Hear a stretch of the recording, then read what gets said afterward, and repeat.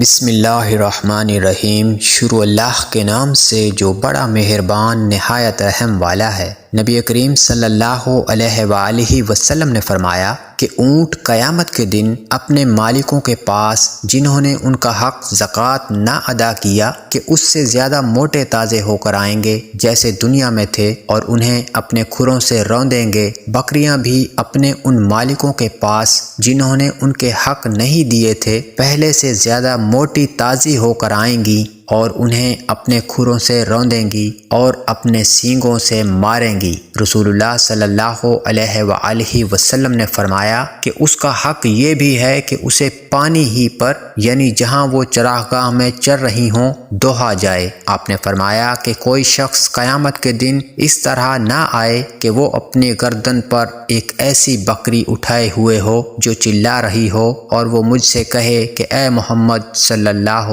علیہ وآلہ وسلم مجھے عذاب سے بچائیے۔ میں اسے یہ جواب دوں کہ تیرے لیے میں کچھ نہیں کر سکتا، میرا کام پہنچانا تھا سو میں نے پہنچا دیا۔ اسی طرح کوئی شخص اپنی گردن پر اونٹ لیے ہوئے قیامت کے دن نہ آئے کہ اونٹ چلا رہا ہو اور وہ خود مجھ سے فریاد کرے اے محمد صلی اللہ علیہ وآلہ وسلم مجھے بچائیے، اور میں یہ جواب دے دوں کہ تیرے لیے میں کچھ نہیں کر سکتا، میں نے تجھ کو خدا کا حکم زکوٰۃ پہنچا دیا تھا۔ رسول کریم صلی اللہ علیہ وآلہ وسلم نے فرمایا کہ جسے اللہ نے مال دیا اور اس نے اس کی زکوٰۃ نہیں ادا کی تو قیامت کے دن اس کا مال نہایت زہریلے گنجے سانپ کی شکل اختیار کر لے گا۔ اس کی آنکھوں کے پاس دو سیاہ نقطے ہوں گے جیسے سانپ کے ہوتے ہیں، پھر وہ سانپ اس کے دونوں جبڑوں سے اسے پکڑ لے گا اور کہے گا کہ میں تیرا مال اور خزانہ ہوں۔